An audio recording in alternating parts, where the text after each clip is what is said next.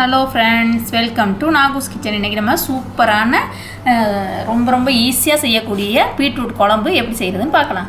இப்போ தான் எங்கள் சேனலில் ஃபஸ்ட் டைம் பார்க்குறீங்கன்னா கீழே இருக்கிற ரெட் கலர் சப்ஸ்கிரைப் பட்டனை கிளிக் பண்ணுங்கள். கூடவே இருக்கிற பெல் ஐக்கானையும் கிளிக் பண்ணுங்கள். அப்போ தான் நாங்கள் போடுற வீடியோ எல்லாம் உங்களுக்கு நோட்டிஃபிகேஷனாக வரும்.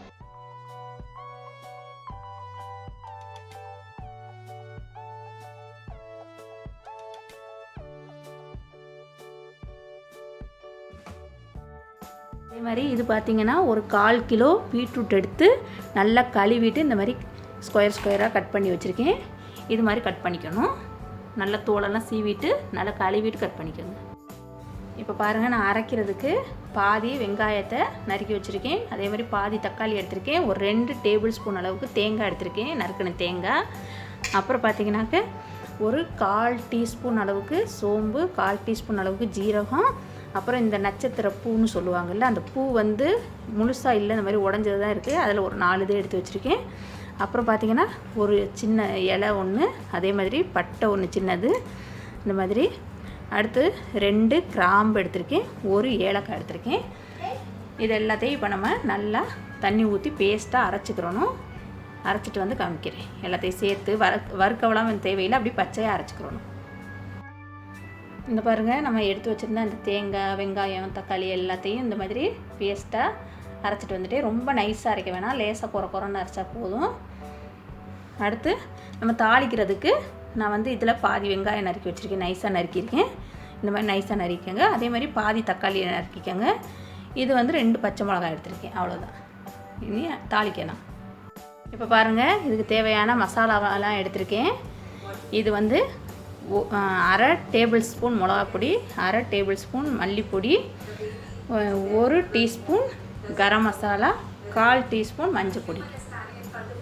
பாருங்கள், இந்த மாதிரி ஒரு குக்கர் வச்சுருக்கேன். அடுப்பத்தை வச்சு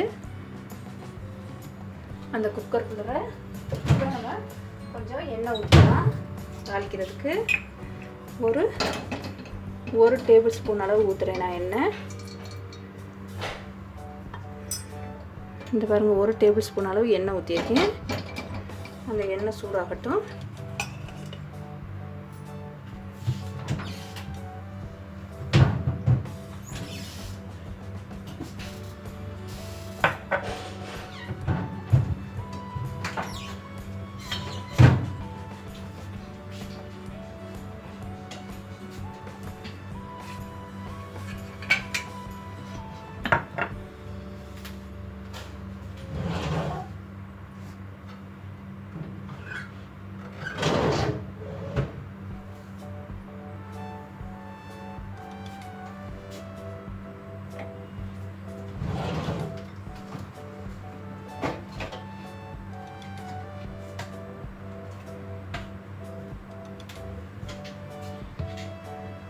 இப்போ எண்ணெய் சூடாயிடுச்சு. இப்போ அதில் ஒரு 1/2 டீஸ்பூன் கடுகு போடுறேன். அடுத்து 1/2 டீஸ்பூன் உளுந்து பருப்பு போடுறேன். அப்புறம் கொஞ்சம் பெருங்காயம்,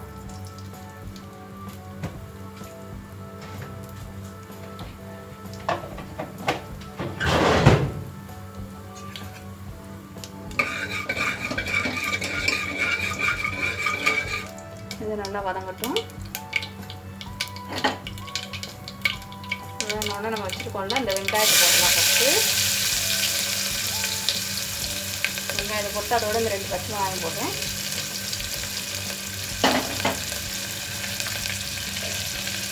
பச்சை மிளகாய் போட்டுட்டு அதுக்கு தேவையான உப்பை போட்டுடலாம். நம்ம இது குழம்புக்கு தேவையான உப்பு போடுறேன். ஒரு 1/2 டீஸ்பூன் கிட்ட போட்டிருக்கேன்.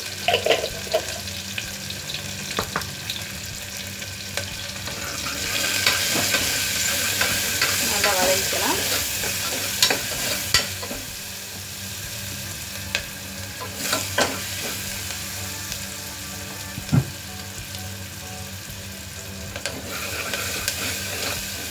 இப்போ கொஞ்சம் சாஃப்டாக வந்துடுச்சு. இப்போ இந்த வச்சுருக்க தக்காளியையும் அதோட சேர்த்துக்கலாம்.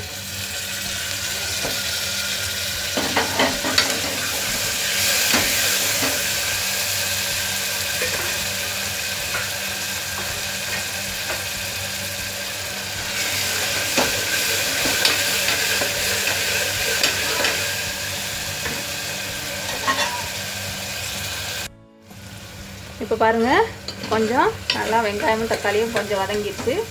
இப்போ நம்ம இந்த பீட்ரூட்டை அதோட போட்டுடலாம்.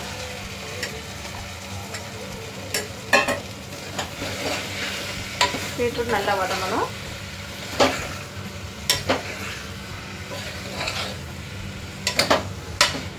பீட்ரூட் நல்லா வதங்கட்டும். இதுக்கு ஒரு 5 நிமிஷம் ஆகும். நல்லா வதங்கட்டும்.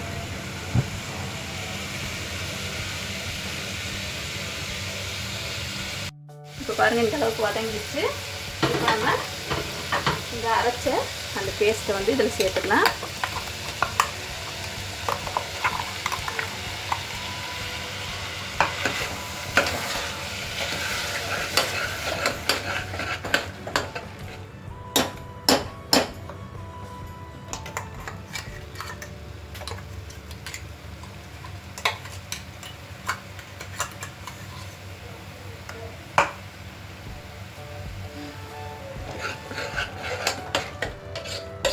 அரைச்சி அந்த பேஸ்ட்டை சேர்த்தாச்சு. அப்புறம் பார்த்திங்கன்னா இந்த எடுத்து வச்சுருந்த அந்த மசாலா எல்லாத்தையும் இதில் சேர்க்கலாம்.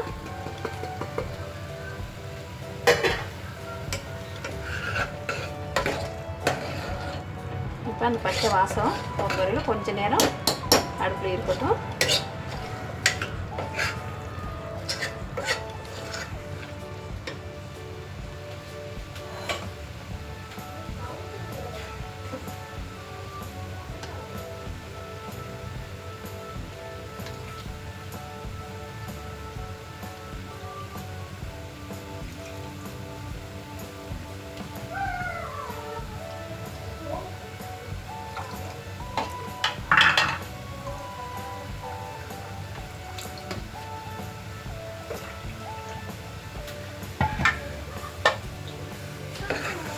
இப்போ பாருங்கள் கொஞ்சம் ஒரு 5 நிமிஷம் ஆயிடுச்சு.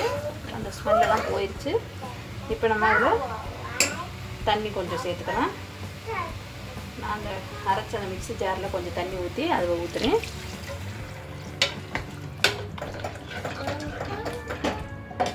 இன்னும் கொஞ்சம் சேர்க்கலாம்.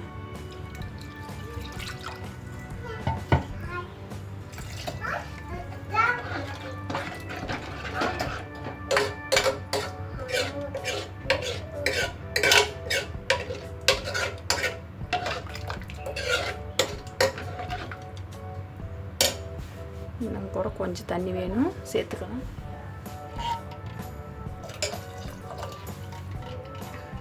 இப்போ இதை மூடி போட்டு குக்கர் மூடியை வச்சு மூடி ஒரு 3 விசில் வர்றது வரையிலும் 3-4 விசில் வர்றது வரையிலும் அந்த காய் நல்லா வேகட்டும். வேகிறது வரையிலும் நல்லா 4 சவுண்டு வந்ததுக்கப்புறம் அடுப்பை ஆஃப் பண்ணிடலாம். இப்போ பாருங்கள் குக்கரு மூடி போட்டுட்டேன். போட்டு விசில் ஒரு 4 விசில் வரட்டும். அதுக்கப்புறமாயி நம்ம திறந்து பார்க்கலாம் எப்படி இருக்குது. பாருங்கள் நல்லா 4-5 சவுண்டு வந்துடுச்சு. இப்போ நம்ம வெயிட் எடுத்துகிட்டு இதை திறந்து பார்க்கலாம்.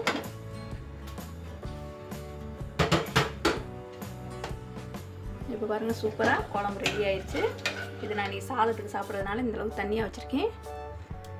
இது நீங்கள் சப்பாத்தி, ரொட்டி, நான் அது மாதிரி சாப்பிட்றதுனா இன்னும் கொஞ்சம் கெட்டியாக வச்சுக்கலாம். இது ரொம்ப சூப்பராக இருக்கும் பரோட்டா இது எல்லாத்துக்குமே. இப்போ இதை வேறு ஒரு பவுலில் மாற்றிக்கலாம். இப்போ பாருங்கள் சூப்பரான பீட்ரூட் குழம்பு ரெடி ஆயிடுச்சு. இது வந்து நான் சாதத்துக்கு சாப்பிட்றதுனால இந்த மாதிரி தண்ணியாக வச்சுருக்கேன். நீங்கள் ரொட்டி, நான், சப்பாத்தி, பரோட்டா அந்த மாதிரி இதுகளுக்கெல்லாம் சாப்பிட்றதுனா கொஞ்சம் கெட்டியாக வச்சுக்கணும். ஆனால் அது பரோட்டாக்கெல்லாம் ரொம்ப ரொம்ப சூப்பராக இருக்கும்.